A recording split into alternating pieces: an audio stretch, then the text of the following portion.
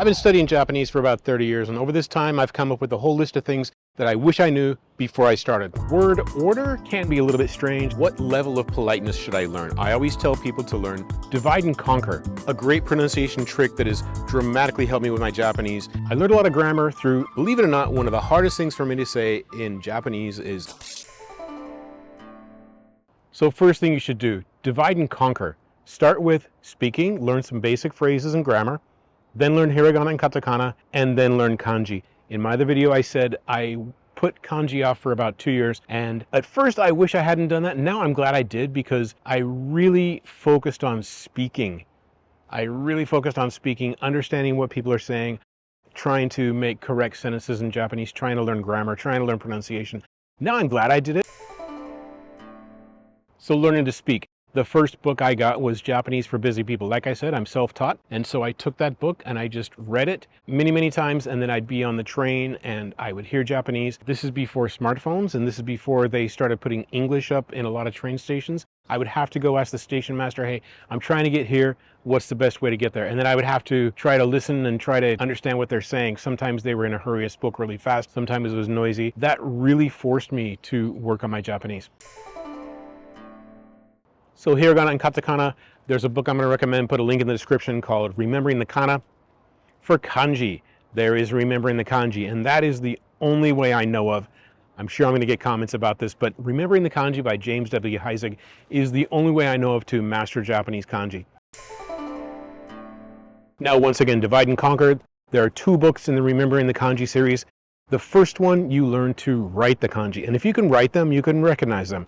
The second book, you learn to read them. You put them into compounds. So divide and conquer, it makes it much easier. Now, do I forget kanji? Every once in a while, sure. There are so many thousands of kanji that you can't possibly remember everything. You're not a computer.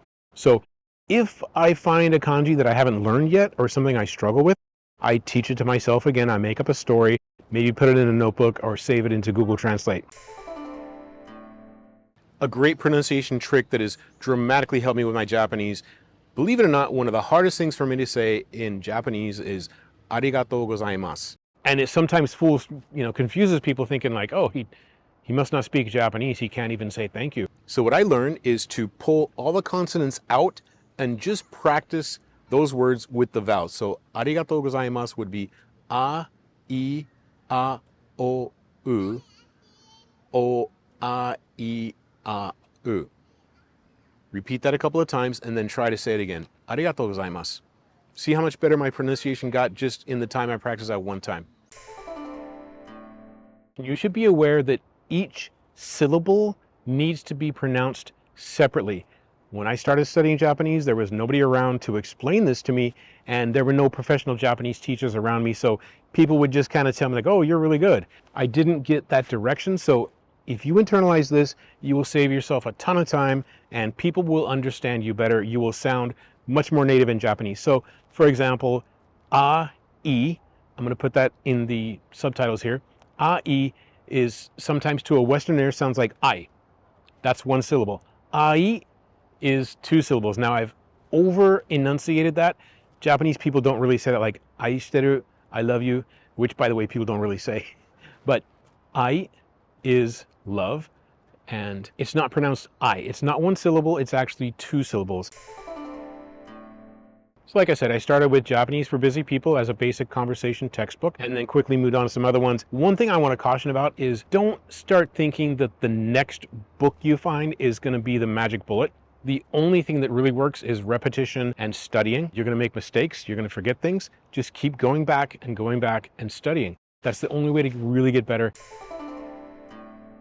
Be aware that there are some things that are really different that we don't have in English, like particles. Sometimes they act as prepositions, sometimes they act as things that we don't even have in English. So, mizu o nomimasu, I'm drinking water. The o is a particle, and there's really no translation into English. Tokyo ni ikimasu, I'm going to Tokyo. Ni is the preposition to.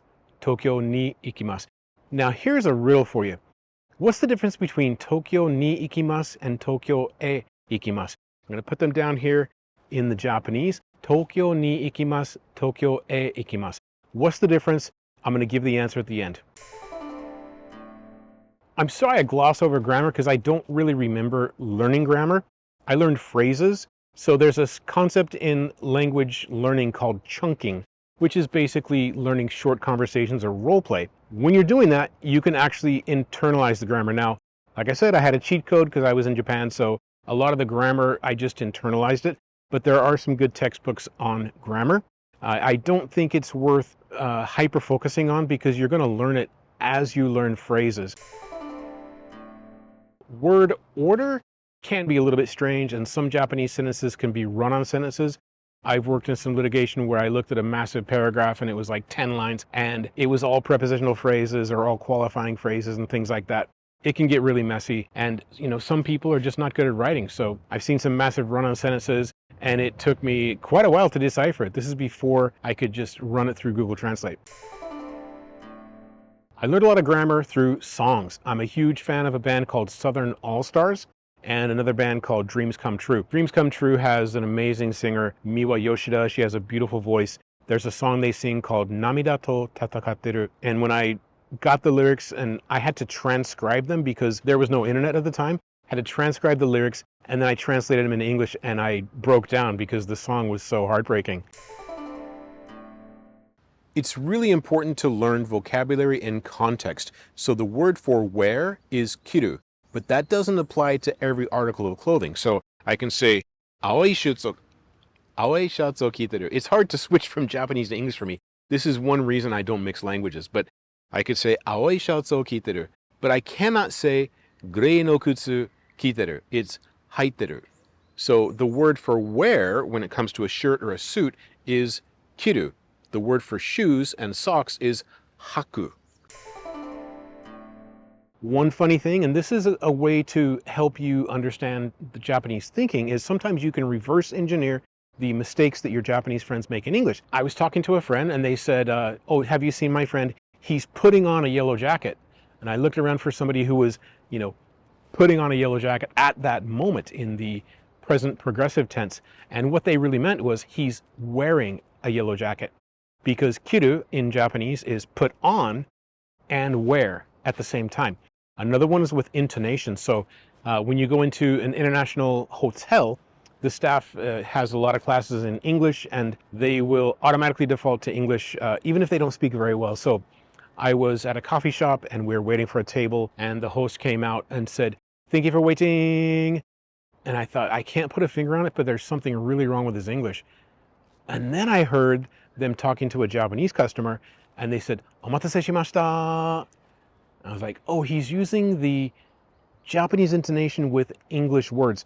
So you can reverse engineer the mistakes that your friends make in English, and then that actually helps you learn Japanese. So one thing I wish I had done earlier is take some classes, get an instructor, at least a tutor, because I make the analogy to golf. If I were to teach myself to play golf and maybe my hips or my shoulders were in the wrong position and I practiced bad habits, those bad habits become ingrained and they're very difficult to fix later. Japanese people speak pretty fast. You don't have to match that. One thing you want to do is slow it down. This will actually make your Japanese sound much more natural. Number one, it looks a lot cooler.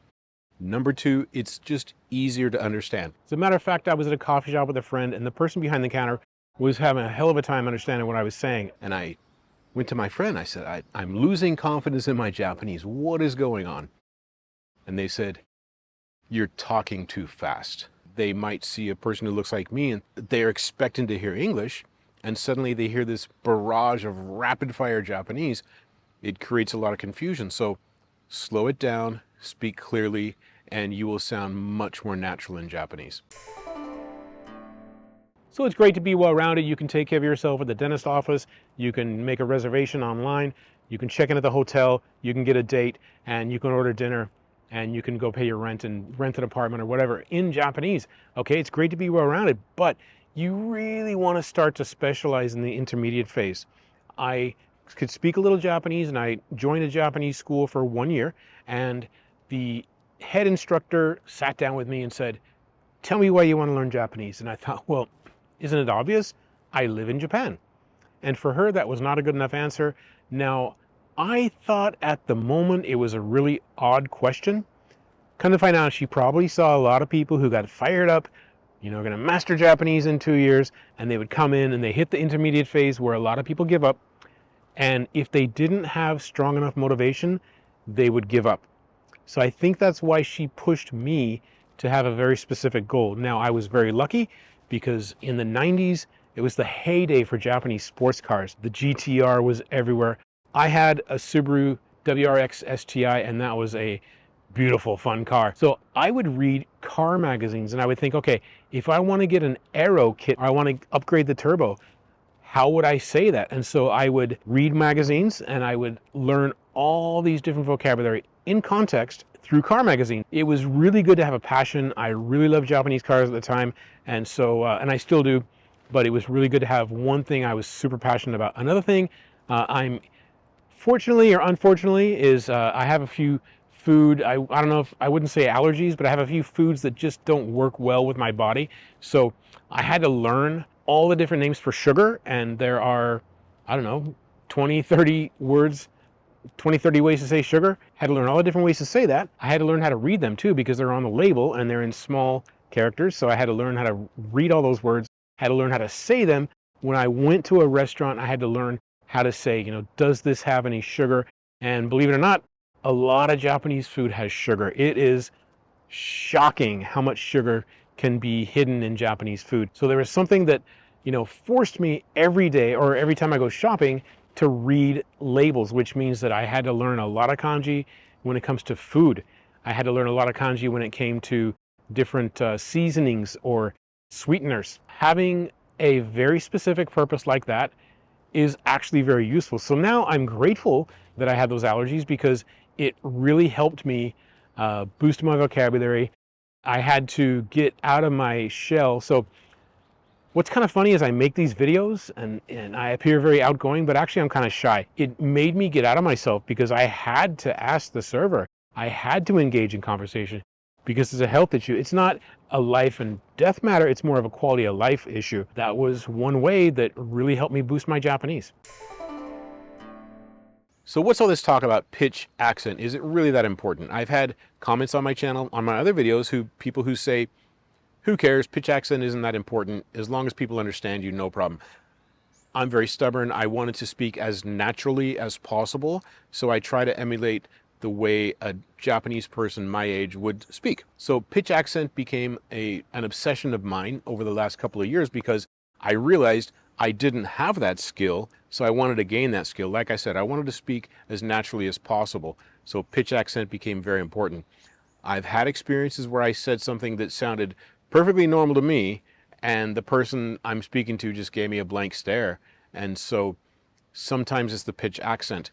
I want to direct you to Dogen's channel. There's a link in the description, and his pronunciation is so good, his pitch accent is so good that if you watch his videos and close your eyes, you think you're listening to a Japanese person. A lot of people will tell you, wow, you're the best Japanese speaker I've ever met. They're just being nice. A lot of things you cannot take at face value. I don't think they're lying. I don't think they're flattering you. I think they're just being nice. So don't believe the hype. Don't get complacent. Second thing that you shouldn't pay attention to is when people tell you how difficult Japanese is. Now, like I said in my other video, I have an ego, so when people tell me that I can't do it, I automatically set out to prove them wrong. But it can also be very discouraging. I had my book in the library. I was studying for the real estate exam, and somebody came by and said, wow, that looks really difficult. And now I know, after several years of studying Japanese, what they're really saying is, wow, you're really putting in a lot of effort. I admire the effort you're putting in. But don't believe either way when people tell you, number one, you're the best Japanese speaker they've ever met, and don't believe when they tell you how difficult Japanese is. It's really not that hard. Like I said, I learned Hiragana, Katakana on the airplane, learned 2,000 kanji in a month, and this is not bragging. This is to show you it's possible. So am I too old to learn Japanese? Absolutely not. Scientists or linguists say that the LAD, the language acquisition device, shuts off at the age of 12, around puberty. And I don't believe that at all. Now, it may be scientifically true, but I think it's still possible to learn a language. I've met many people in my travels who are in their 30s, 40s, 50s, 60s, who are studying Japanese and growing and learning. I've also met many people on this channel, and thank you so much for the comments. I love hearing from you guys. People telling me that, they're in their 30s, 40s, 50s, 60s, learning Japanese, planning to move to Japan or planning to travel to Japan. I encourage everybody to go for it. Like I said, I learned Japanese before the internet. I used a paperback dictionary, and one reason that was very good, and I suggest using a paperback dictionary as opposed to a translation app, is that when I would look up a word, I'd have to leaf through the dictionary page by page, and as I'm looking through the dictionary, I repeat the word several times, and by the time I found the word in the dictionary, I had repeated it 10, 12, 15 times in my head, burned that into my consciousness, and by the time I found the English translation, also, I wanted to know what that was, so that curiosity helped burn that word into my head. By the time I found it, and I wanted to know the English translation, that helped me memorize vocabulary much easier. Also, when you're looking in a paperback dictionary or hardback dictionary, you'll see other words around the target word, and you'll want to memorize those too. So that's another reason that those are good. Leveraging technology. So this is where I'm asking you to tell me which apps are the best for learning Japanese. I studied Japanese before the internet, before smartphones, so I don't know as much about apps. If I find a really good one, I'll do a review and I'll let you know about that. But let me know which apps you find are useful for learning, memorizing Japanese. What level of politeness should I learn? I always tell people to learn des mas. Now there's several levels of politeness that you're going to want to learn as you study Japanese, but learn des mas. And why is that important? Because if we get nervous, we always default to muscle memory.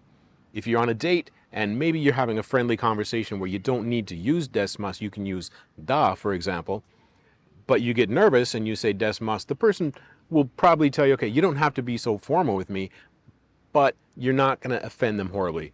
Also, in a business situation where you're talking to a person whose rank is way above you and you use des mas, sure, you're supposed to use another level of politeness, and I'll let the professional instructors teach you about that. But if you're talking to a CEO and you accidentally use des mas, let's say you get nervous and say des mas, they're not going to be horribly offended. But if you've learned Japanese on the ground in Tokyo, a lot of people have learned Japanese through dating. A lot of people have learned Japanese through watching TV. That's great. They're great ways to learn Japanese. But if they learn that the verb is da, and they talk to the CEO of a company and say something wrong, then you can offend them. And by the way, people are not going to kick you out of their office. They're not going to get angry. They're not going to scream at you. They're just going to make a mental note in the back of their head, that person is not polite. And that's going to affect your interactions with them in the future. Learn the correct level of politeness, des mas, and stick with that at first, and then branch out. Which dialect should I learn? So in Tokyo, they have what is called Hyojungo, and that just means standard Japanese. That's what they use on NHK, on the radio, most national news programs. It's kind of like in the US, we have the Midwestern accent, which is a lot of announcers are hired because they have that accent. Now, if you live in a small town, learn that dialect. It's kind of cool, but don't spend a lot of time trying to learn unusual or different dialects. It's kind of cool if you've lived in a small town and you speak that local dialect and you come to Tokyo, people are going to say, wow, not only is your Japanese good because nobody's trying to speak English to you out there, but you're going to have a slightly different accent. That's kind of cool. If you live in Osaka and learn Kansai Ben, or live in Kyoto, learn how to speak Kyoto Ben. Kyoto Ben is supposed to be the most elegant dialect of Japanese, but I would say start with the Tokyo dialect or the Hyojungo. That's going to make sure that the widest audience of people who hear you are going to understand you. Also, if you speak a local dialect and you're talking to people in Tokyo or Osaka, and they don't know that you have learned that specific dialect, they might think you're saying it wrong, because if you use a word or a verb a little bit differently, they're going to say like, oh no, that's not how we say it. One thing you'll find yourself doing quite a lot, and it's very counterintuitive for a Westerner like me, is apologize, even if you don't mean it. You'll find out the Japanese say sumimasen all the time. Somebody bumps into you and you turn to them and say, excuse me, I'm sorry. It just makes social interactions a lot easier when people say that all the time. Sumimasen, gomenasai.